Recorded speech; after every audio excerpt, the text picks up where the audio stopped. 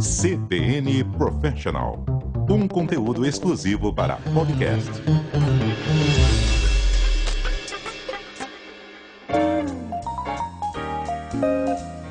Olá, seja muito bem-vindo a mais um CBN Professional, seu podcast da CBN em parceria com a HSM. Hoje o nosso tema é a resiliência como uma competência essencial para um profissional de alta performance. A gente tem alguém muito gabaritado para responder exatamente sobre esse tema. Com a gente aqui da HSM está o Pedro Vergueiro, gerente de projetos. Pedro, esse tema é um tema bastante discutido na HSM, não é? Tudo bem?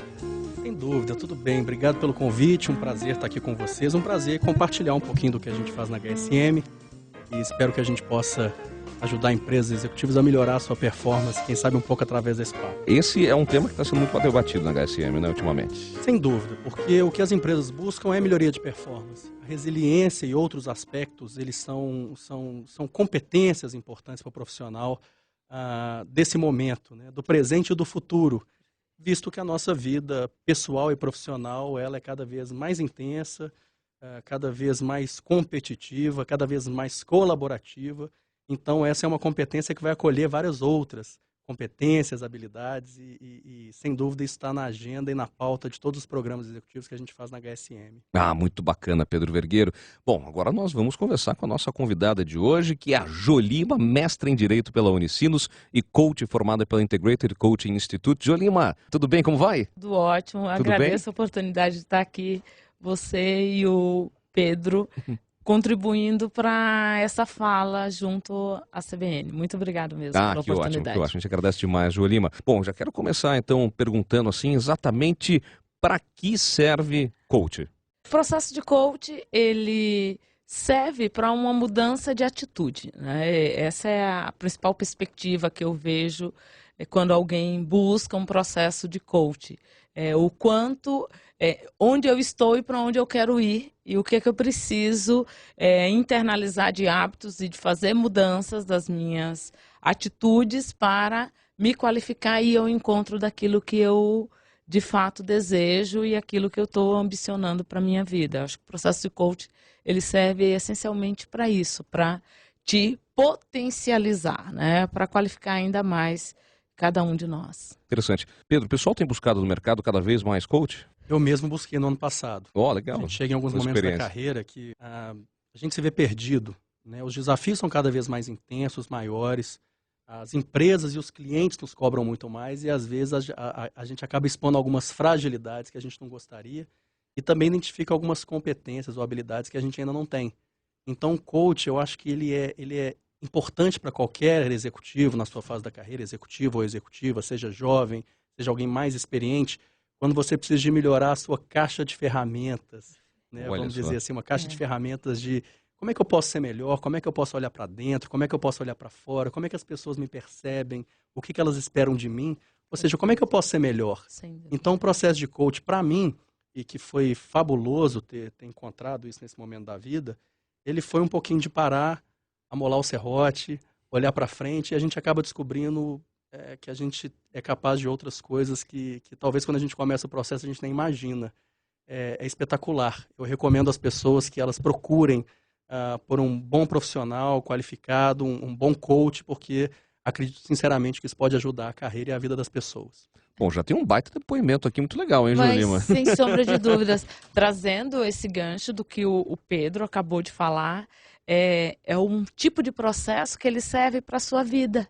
A despeito de dimensões, o fato de você se colocar na sua agenda e você se permitir, né, se testar e buscar sua melhora, já é uma busca do alto desempenho. E a despeito da área que você atue e de fase de vida que você esteja, eu recomendo. Agora, o cuidado que se precisa ter é buscar profissionais que realmente sejam qualificados, porque hoje no mercado está muito banalizado, né? A perspectiva do coach. Tem algum tipo de selo de qualidade que você pode indicar, Ju?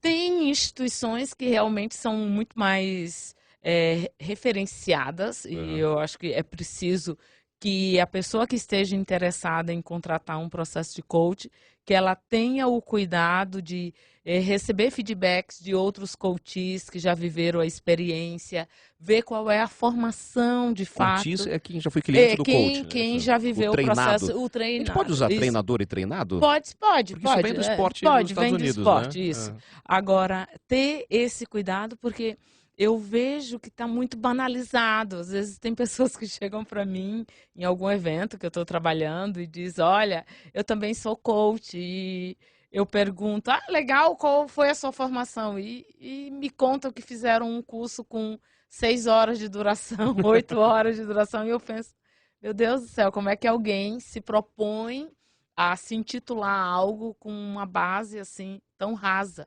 Então, Entendi. é fundamental que, como qualquer outro tipo de capacitação, você tenha o cuidado e o zelo, porque a carreira é sua. Então, você não vai botar a sua carreira nas mãos de alguém que não está qualificado para aquilo, né? Porque são as dimensões da sua vida que você vai rever.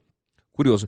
Bom, já que, João, você tocou nessa questão da formação, como é que foi a sua formação para chegar na coaching que hoje é admirada? Eu fiz a minha formação em coach pelo ICI, isso já se tem 10 anos, né, atrás. Hoje, Bom, você foi uma pioneira, né? Porque nesse período pouco se falava nessa época. Pouco né? se falava, pouco se falava. E hoje nós temos muito mais instituições que provêm a formação em coach, e inclusive com certificação internacional.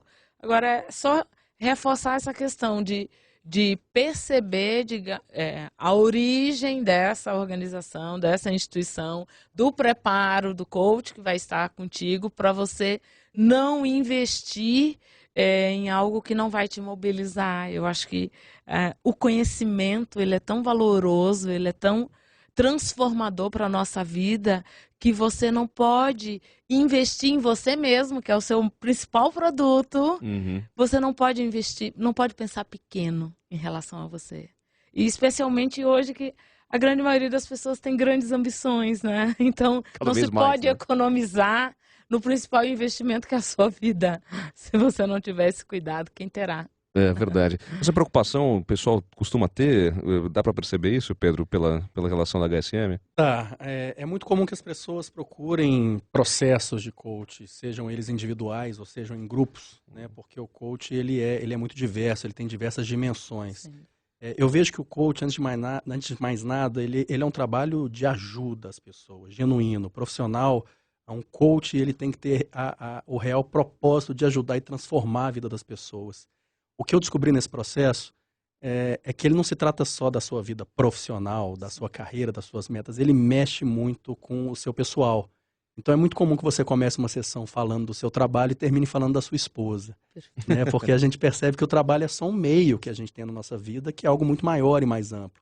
Então a sugestão que eu faço, eu acho que a base do coaching, independente da formação do profissional, claro que é muito importante procurar por profissionais que tenham uma formação relevante e confiável, mas eu acho que a confiança no indivíduo, aquele com quem você vai trabalhar, geralmente é um processo que vai passar aí por 10, 5, 20 sessões, enfim, isso varia de pessoa para pessoa, mas tem que ser alguém que você confie muito, porque você vai falar muito da sua vida, e esse processo de transformação e reflexão, eu acho que ele é uma alavanca para a carreira de muita gente, desde que você saiba, enfim, que você tenha a responsabilidade também com o processo, afinal a sua carreira não está na mão de alguém, né? Então você tem que ter a responsabilização sobre o seu processo e, claro, escolher o profissional que você confie, porque esse profissional vai te ajudar, trocando muito contigo as percepções. Para ser ajudado, precisa querer ser ajudado, né, João? Isso é condição, e é uma coisa que eu sempre falo em qualquer organização que eu vá e tenha o privilégio de trabalhar.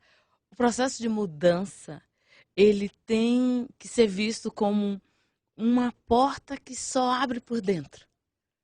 Uma porta que só abre por dentro. Você pode estimular as pessoas, você pode incentivar alguém a querer mudar. Se ela não compra a ideia, Tiago, não se terá êxito.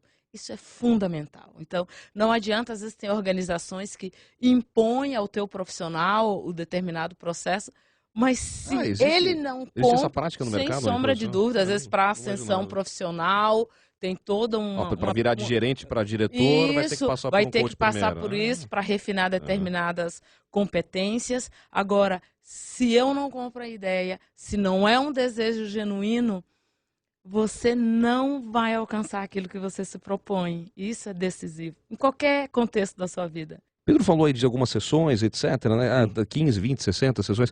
Agora, coach deveria ser uma coisa, eu fico pensando assim, porque eu tenho pra minha vida, assim, que terapia, por exemplo, é uma coisa que todo mundo deveria fazer, né? Coach é uma coisa que talvez todo mundo deveria fazer, independente do estágio na carreira? Eu sou suspeita para falar. Eu recomendo que sim, porque ele te propicia reavaliar suas ações em todas as dimensões da sua vida. Então isso te agrega valor, isso te qualifica, te diferencia. Se você tem desejo de ser uma pessoa que se desenvolve de maneira contínua, invista. E vai ser bom para todas as suas dimensões. Com certeza. Tirando então aqui o interesse da Jolima, que todo mundo faça coach, Pedro, você também acha isso? Eu acho sim. Eu acho que quem vai entrar num processo de coach, não sei se a Jo vai concordar comigo, talvez sim, tem que estar muito disposto a se descobrir e vai ser sofrido. Porque você olha para dentro e muitas vezes a gente encontra coisas que a gente não gosta. Ou começa a perceber que a gente é percebido de uma outra forma.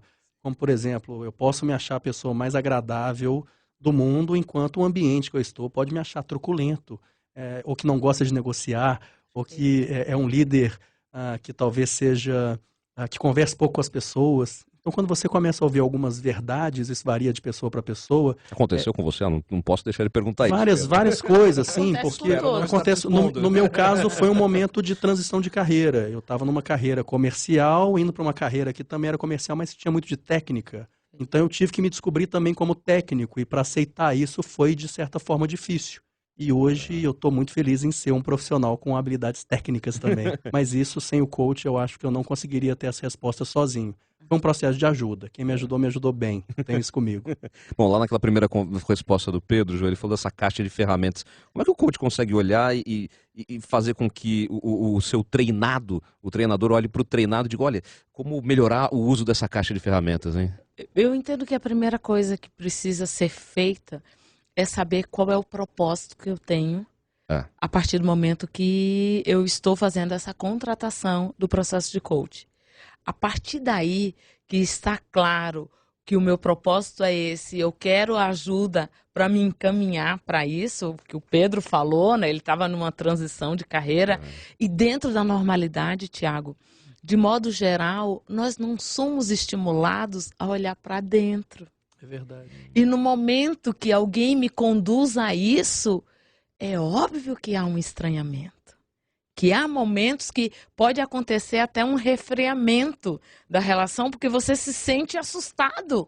Pô, tu tá mostrando minhas vísceras? Que negócio é esse? Teve gente que cobrava com você? Não? Mas é natural que aconteça isso, porque o processo de mudança é estranho.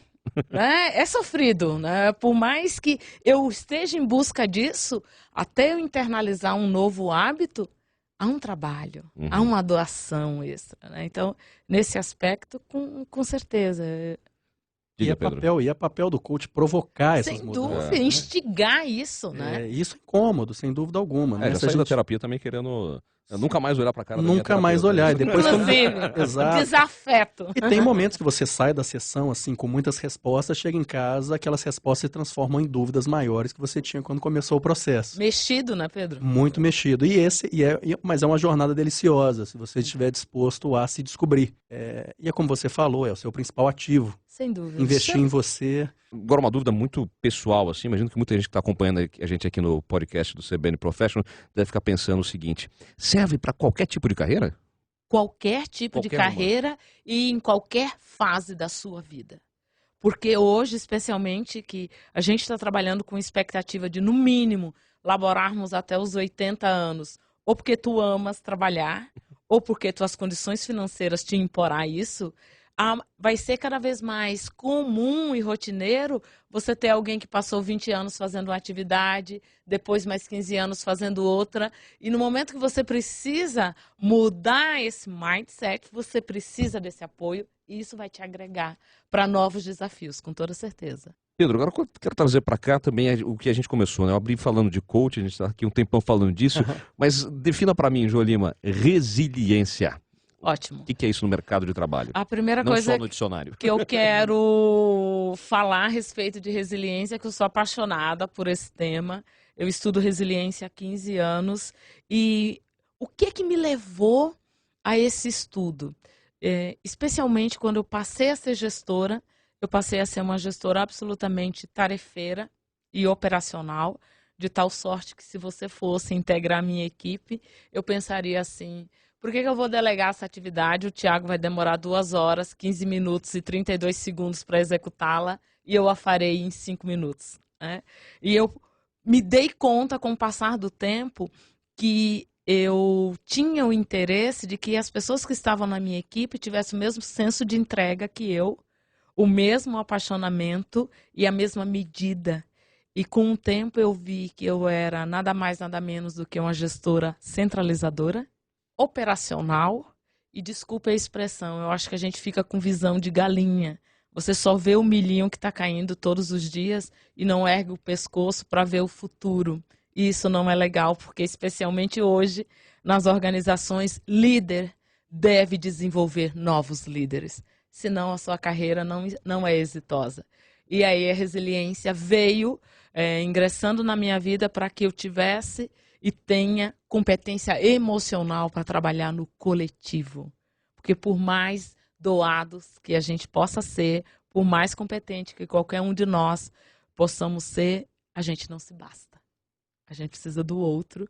E a resiliência é justamente isso. Eu criei um conceito de resiliência que é bem objetivo, que é a capacidade de ter conduta sã em meio ao caos. Conduta sã em meio ao caos. De caos a gente entende. Agora a gente precisa ver quem é que está são, né?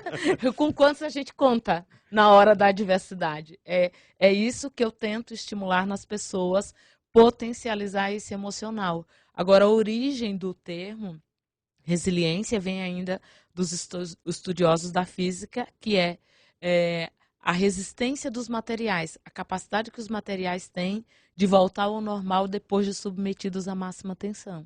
Essa vem ainda da física. Agora, eu trouxe para o contexto do dia a dia de trabalho a minha capacidade de ter conduta sã em meio ao caos, porque, Tiago, é na hora do caos que verdadeiramente você sabe com quem conta.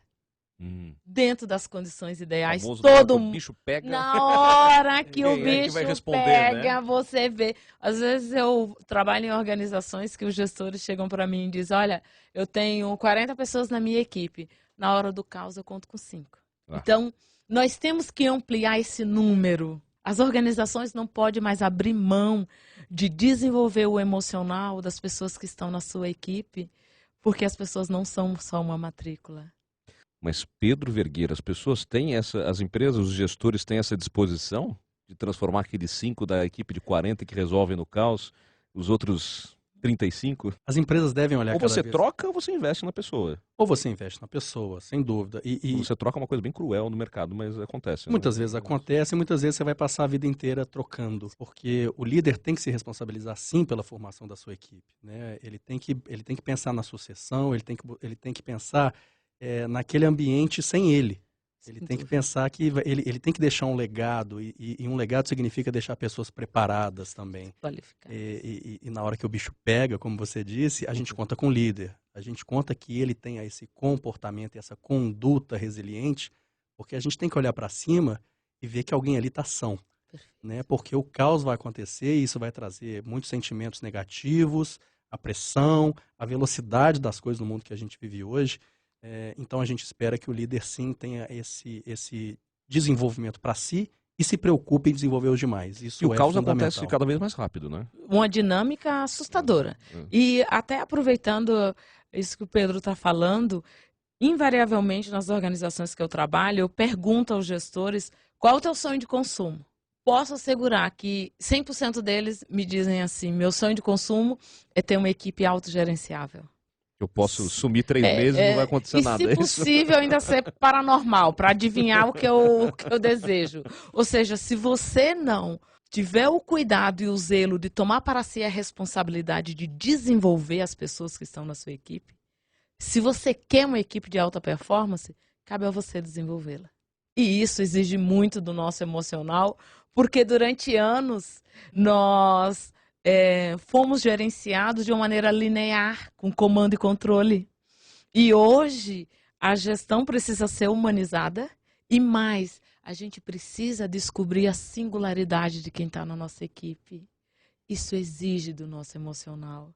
Porque nós vamos mobilizar de um jeito, outros vamos mobilizar de outra forma. E descobrir essa singularidade para potencializar cada uma das potências exige de um fortalecimento emocional para a gente estar sempre nesse recomeço e nesse zelo, nesse cuidado. Porque senão a gente corre o risco de ter uma empresa com um modelo de incubadora. As pessoas vêm, passam um ciclo, tchau. Vem, passa um ciclo e tchau. E não retém o talento. E hoje custa muito caro. Muito. Perder um talento é um absurdo. No longo prazo um baita prejuízo. É um baita prejuízo. Então, essas são questões que precisam ser trabalhadas no âmbito organizacional para que os gestores se apropriem dessa responsabilidade e tomem para si esse desafio de desenvolver de maneira continuada a tua equipe, porque o perfil do profissional mudou, o sentido de urgência mudou, as relações mudaram, e se eu não me adaptar a isso, eu estou obsoleta. Mas numa situação de crise, como a gente viveu nos últimos 2, 3 anos, o chefe que diz, olha, a situação está complicada, a porta da rua é a serventia da casa, ele tem um problema ali de inteligência emocional, é isso? A organização tem um problema quando elegeu para a sua estrutura uma pessoa que não sabe lidar no momento de crise, né?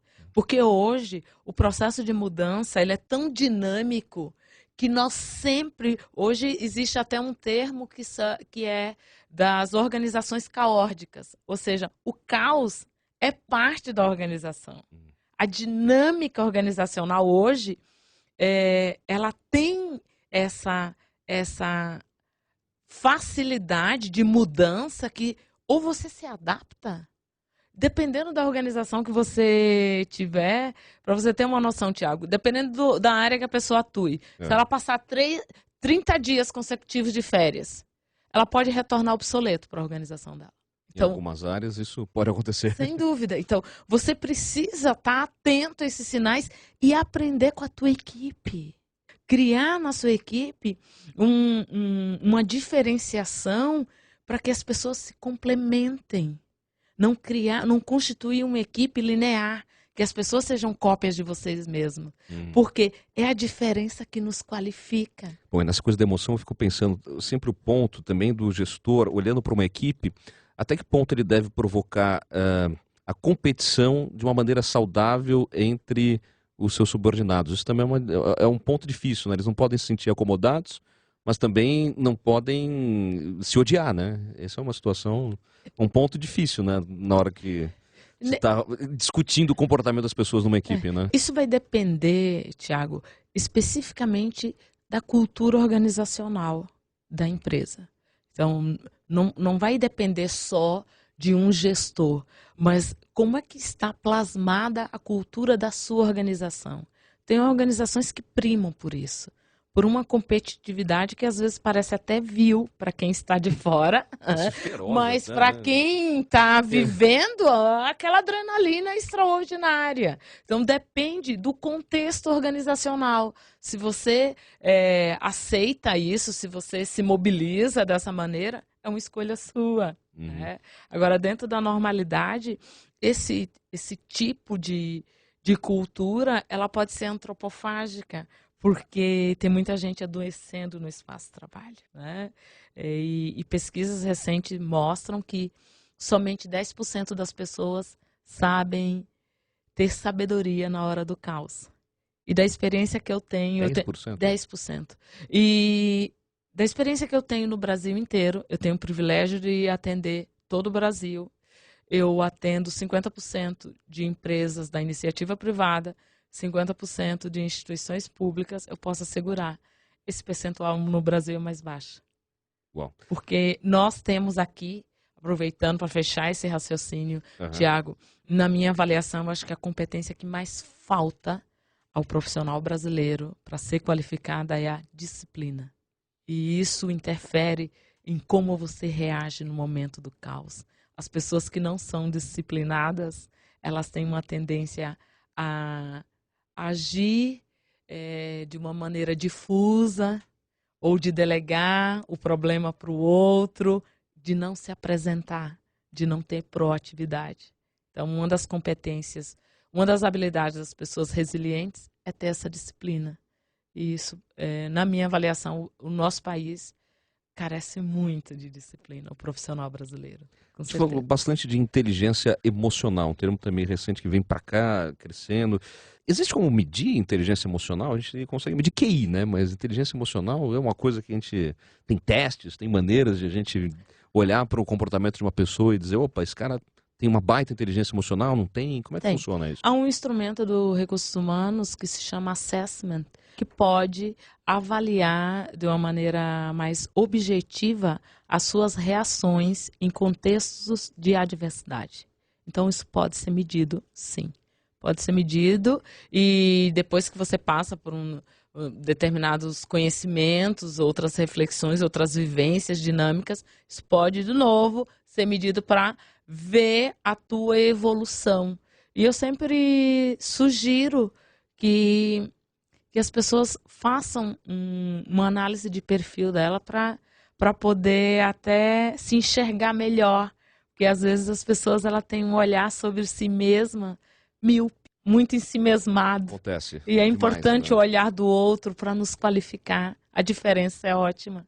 Sem dúvida, sem dúvida. Pessoal que a HSM sempre conversa, estuda, o pessoal tem procurado cada vez mais maneiras de entender a inteligência emocional das pessoas nas empresas, Pedro? Sim, isso é uma preocupação. É importante dizer que nas empresas, quando a gente fala sobre liderança, muitas vezes, quem contrata, seja coach, seja treinamento, seja, enfim, qualquer tipo de desenvolvimento pessoal, organizacional, as pessoas colocam isso muito na responsabilidade do gerente. Mas é importante dizer que empresa nada tem um impacto relevante sem o patrocínio e o apoio da presidência e da sua diretoria.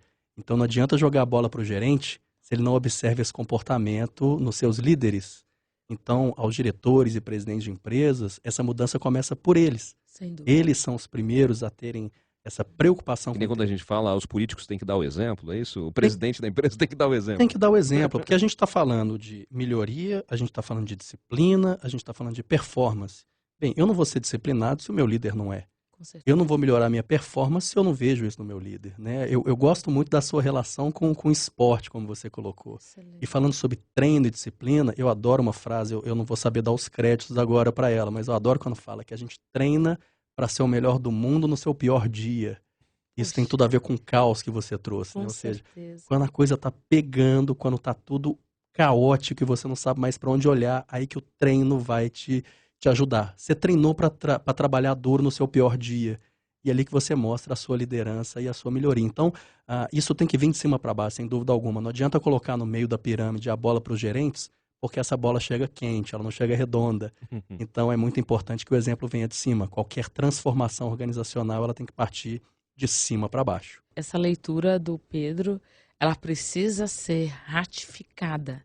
A mudança de cultura organizacional, ela só se perfaz a partir do momento que a alta gestão internaliza que vai ser alterada. Enquanto a alta gestão não compra a ideia e não vive a ideia, porque liderança nada mais é do que congruência.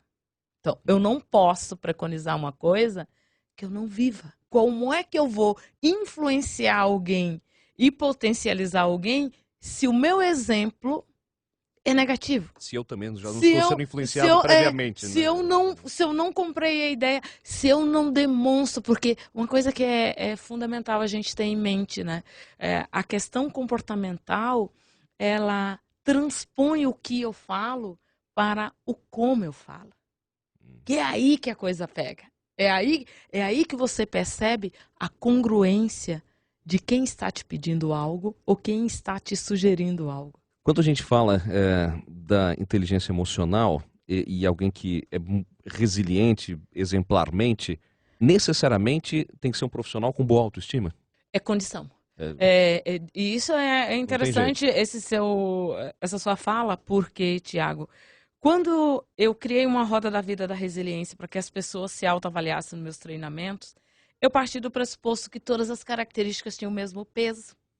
E à medida que eu fui aplicando os questionários, eu me dei conta que o alicerce da nossa capacidade de lidar com o caos reside em um forte sentido de autoestima, que também normalmente é confundido com autoconfiança, e são duas coisas distintas. Ah, é verdade, né? Quando a gente tem autoestima bem alicerçada, a gente trabalha a favor da causa. Ou seja, em equipe, eu trabalho além de mim mesmo. Quando eu tenho excesso de autoconfiança, eu trabalho somente a favor de mim mesmo. Excesso de autoconfiança, inclusive, mata. Em qualquer dimensão da sua vida, é nefasto. Então, mantenha a sua autoconfiança no domínio, porque senão você se torna arrogante, senão você pode partir do pressuposto que prescinde das pessoas e a gente não se basta. A gente precisa do outro e a autoestima também alicerça a nossa ética. E a ética, ela não pode, especialmente quando se quer ser líder, não pode ser gelatinosa. Escorregou na ética, o líder e perdeu a liderança. Não tem, aí perde a autoridade e aí não se resgata, né? Não é bem assim. Pois é. Então, se eu entendi bem, Jô, o profissional resiliente, ele não pode perder nunca o medo, ele tem que ter um medinho ali. Bem por aí. Pedro, eu sempre falo, e é interessante que às vezes nos treinamentos tem pessoas que chegam para mim e me dizem assim: Jô, passei por determinada experiência, eu suava frio. O suor escorria pelas minhas costas e eu pergunto, você conseguiu fazer? E a pessoa me diz, consegui. O medo é essencial às nossas vidas para você valorizar as experiências. O medo aguça o teu sentido. Aguça, ele te deixa em alerta. O que ele não pode é te paralisar. Aí é que não está saudável. Porque tem pessoas que chegam para mim e me dizem, travei. Chegou na hora, eu estava super preparado e comecei a gaguejar e não saía. Meia hora depois eu sabia o que eu tinha que falar. Então, o medo, ele é saudável para a nossa vida, para você respeitar as experiências que você está se propondo viver. Está sempre ligado à autopreservação, né? Com certeza. Eu temo quando, às vezes, eu trabalho com pessoas que chegam para mim e dizem assim, eu estou aqui há 32 anos fazendo isso. Já faço de olhos fechados e eu sempre sugiro arregale os olhos. Fique atento. Agora, a capacidade de resiliência, todos nós nascemos com este potencial de resiliência e é o meio que desenvolve. E nesse aspecto, eu entendo que, de modo geral, as famílias não estão forjando filhos resilientes. Eu tenho visto um número significativo, e aí, Pedro, é interessante que você contribua nessa minha fala. Eu tenho visto, Tiago e Pedro, um número significativo de jovens ingressando no mercado de trabalho que eles não têm noção do que é limites, não sabem o que é um trabalho coletivo. São mimados? Com certeza. Nunca ouviram um não, tem dificuldade disso. E a educação é uma responsabilidade familiar. Eu sempre vejo a escola como um espaço de escolarização, não de educação.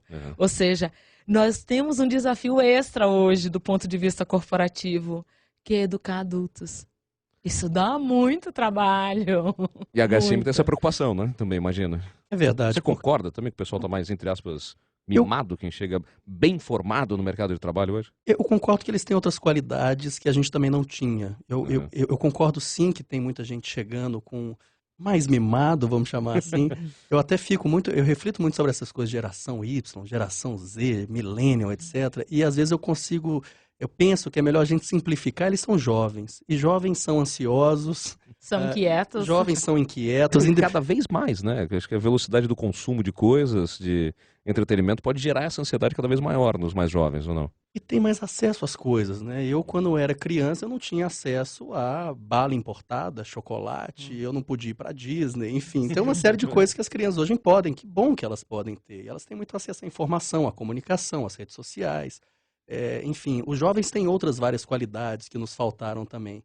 Mas eu concordo que as famílias deveriam ter um olhar mais para como é que a gente pode educar esses jovens que vão entrar no mercado de trabalho para que eles sejam mais aderentes a esse novo mundo que a gente vive. Porque, bem, eu não tenho filhos, eu observo por sobrinhos, eu observo por primos, etc.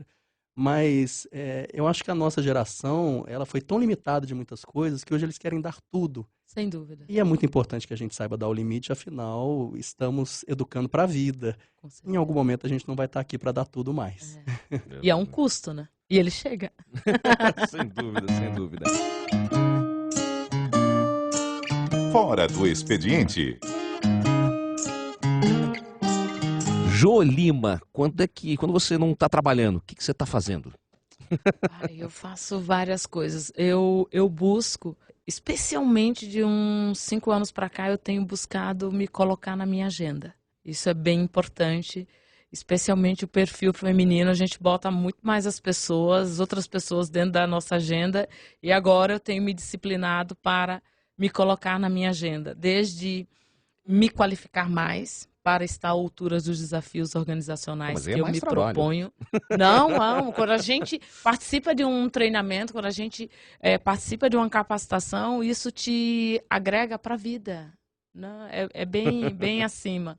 Atividades físicas, relações de lazer, rever amigos, estar com a família, sentir cheiro de mãe também, vale super a pena estar com o marido, com certeza. E ainda mais que eu moro bem longe da minha mãe, então isso tudo faz diferença.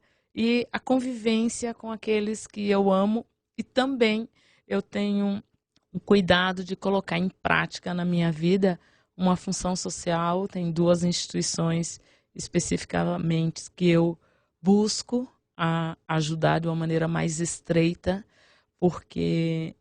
especialmente porque eu vim de uma família de extrema escassez, e se eu saí da escassez foi porque eu priorizei o conhecimento.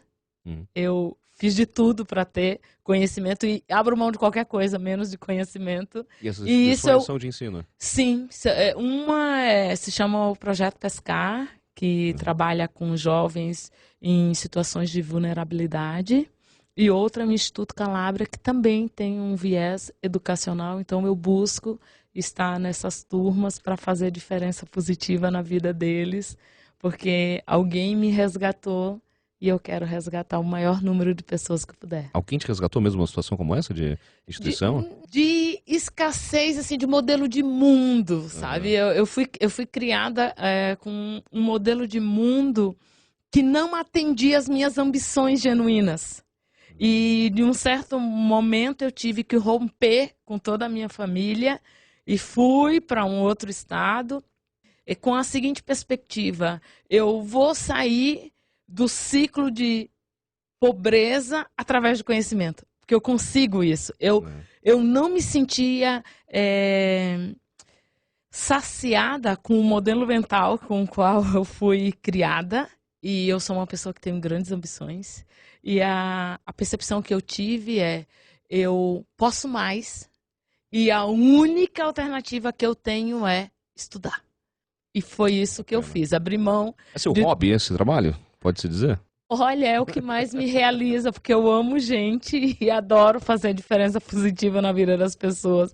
Então isso realmente é um alimento para a minha vida. Isso me agrega muito, muito, bastante. Bom, quando você sai de férias, tem algum lugar que você gosta muito ou é a casa da mãe mesmo? Não, eu saio de férias, eu gosto de ver, por exemplo, espetáculos de alta performance. Eu gosto de estar percebendo a alta performance nas mais diferentes áreas, para mimetizar o que aquelas pessoas fazem, como é que se pode traduzir isso dentro da minha vida. Por exemplo, sei lá, Cirque du Soleil? Cirque du Soleil eu já vi 11 espetáculos. Eu sou assim, eu não me canso, entendeu? Las Vegas é um lugar que tem 7 espetáculos fixos e com certeza eu não abro mão de mesmo assim, um pouco de trabalho, né? Mas, com você fica observando e pensando nessa alta performance. Mas é me retroalimentando, sabe? Eu gosto de interagir com as pessoas e é muito interessante ver isso, que o reconhecimento e o desenvolvimento do seu talento independe da área que você atue. Você conviver com outras pessoas, você vê mundos tão plurais e que te agrega tanto, e que te humaniza tanto, e que traz uma noção de humildade, inclusive, para você perceber o valor do outro na tua vida. Mas tem alguma coisa que te faz desconectar do trabalho inteiramente? Está o tempo inteiro, Assim, Joelima. zerar. Bom, Nem meditação. eu gosto de... Quando eu estou especificamente com o meu educador físico, fazendo atividade física, o celular fica com ele e eu estou absolutamente conectada a isso.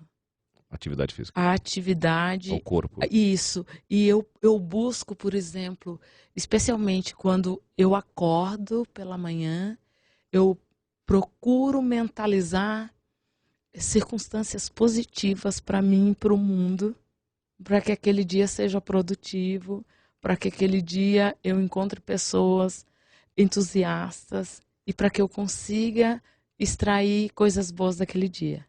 E ao dormir, eu sempre agradeço a experiência de estar viva e de estar convivendo com as pessoas. Isso é um ritual, entendeu? Pois é uma coisa que leva pouco tempo, mas que está internalizada como um hábito. Eu gosto disso. Já passou pela sua cabeça alguma coisa para fazer depois que parar de trabalhar?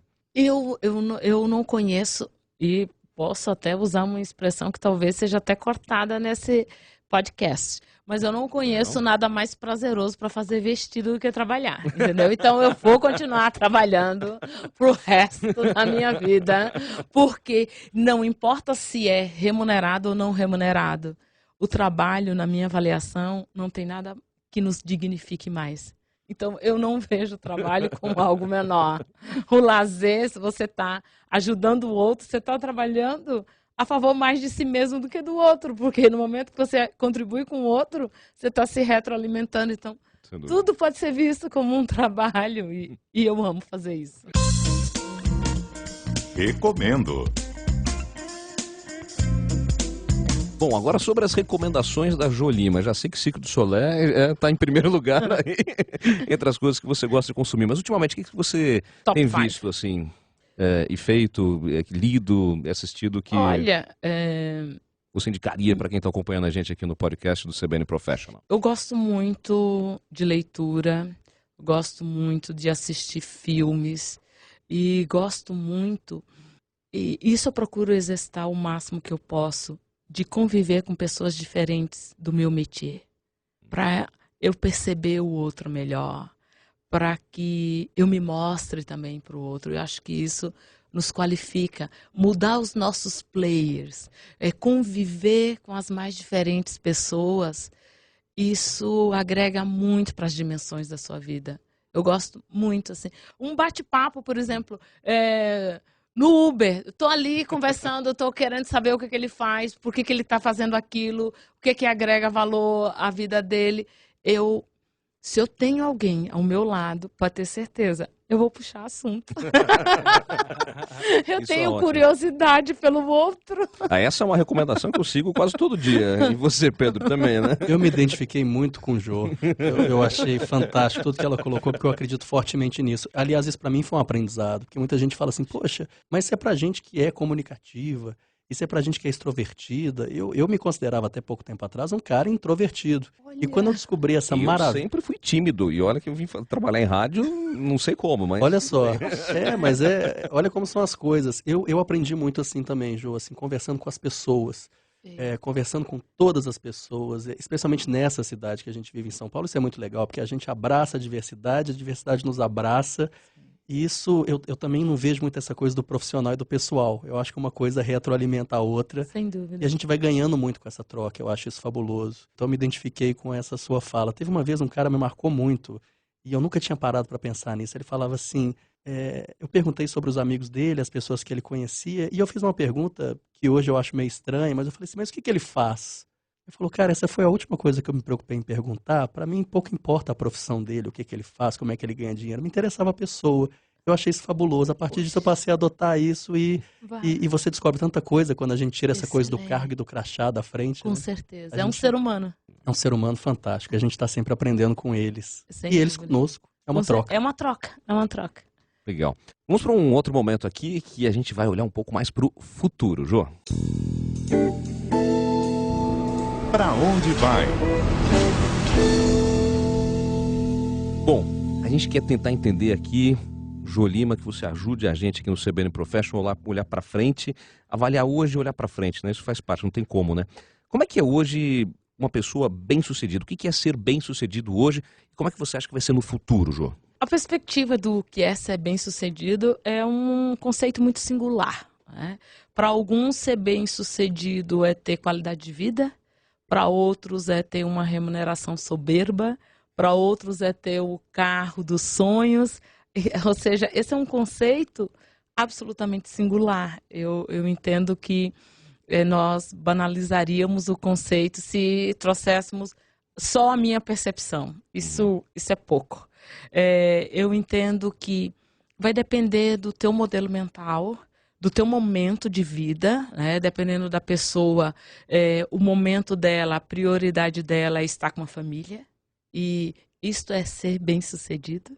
E eu acho que, a despeito da área que atuemos e que fase da vida nós estejamos, eu entendo que cada vez mais a percepção de ser bem-sucedido é de encontrar tempo para si. Sensacional. Colocar-se dentro da sua agenda. Como é que você está se colocando dentro da sua agenda? Se você está fazendo isso, você está realmente sendo um profissional, uma pessoa bem-sucedida. Eu vejo por essa perspectiva. Tem um modelo de profissional ideal hoje que deve ser no futuro? Como você enxerga isso? Eu não gosto dessa perspectiva de idealizações, porque os processos de mudança hoje são tão intensos e a gente hoje tem um sentido de urgência tão infantil que uma coisa que a gente está vivendo hoje como um paradoxo do que é 100% certo, daqui a meio ano, opa, não é mais isso. Mas eu entendo que é reunir competências emocionais que te dá alicerce e trabalhar a favor de si mesmo. Porque as pessoas podem torcer por nós. Ninguém faz por nós. E o que eu imagino que hoje você não se veja trabalhando numa empresa, mas tem algum tipo de empresa que você gostaria de trabalhar? Tem várias organizações com as quais eu tenho o privilégio de estar trabalhando e nesse aspecto é até interessante essa sua fala, porque à medida que eu sou contratada para trabalhar numa organização, eu sou partícipe daquela organização. Daquele momento empregada, mas com certeza, daquela ideia, daquele conceito. Eu vivo de uma maneira nevrálgica aquilo, porque é o meu senso de entrega, eu quero fazer diferença positiva, eu sou parte daquilo. Senão, eu estou desassociada da realidade. Por isso que esse exercício das minhas atividades cada vez mais me humaniza e me torna uma pessoa humilde a partir do momento que eu estou começando do zero. Especialmente, Tiago, eu tenho o privilégio de trabalhar muito com organizações complexas que, por exemplo, às vezes até a filial de um bairro para outro, já muda a cultura organizacional. Então você precisa ter um exercício de humildade, de contextualizar a sua força, a sua energia a favor daquele time. Então, isso para mim é fundamental. Toda empresa com a qual eu tenho o privilégio de trabalhar é uma honra para mim. Não importa se é pequena, média ou grande, gigantesca, se é grande nível mundial, eu quero estar lá. Isso é importante. Legal. Jô, e tem algum erro que você cometeu e aprendeu muito com ele na sua carreira? Sim, e especificamente a questão de ter mente aberta e receptiva a novas ideias. Quando você não está com a mente aberta e receptiva a novas ideias, você rotula as pessoas, você prejulga as pessoas. E como eu sou uma pessoa com um perfil metódico, o metódico precisa se tratar mais do que a grande maioria das pessoas. E eu me trato, graças a Deus. Porque o metódico, ele pressupõe que o outro faça na medida da sua entrega e no ritual que ele também faria. Ou seja, é uma coisa bem louca. Você já vê uma fonte diferente que você está acostumado no documento, já te incomoda, é isso? Como isso? Ou seja, essa convivência com os mais diferentes players e com perfis totalmente diferentes me qualificou para essa perspectiva de ter mente aberta e receptiva ao novo e perceber que é convivendo com o diferente que a gente se diferencia. Entendi, legal. Gostou aí dos conceitos, Pedro? Eu adorei, eu vou levar tudo para casa.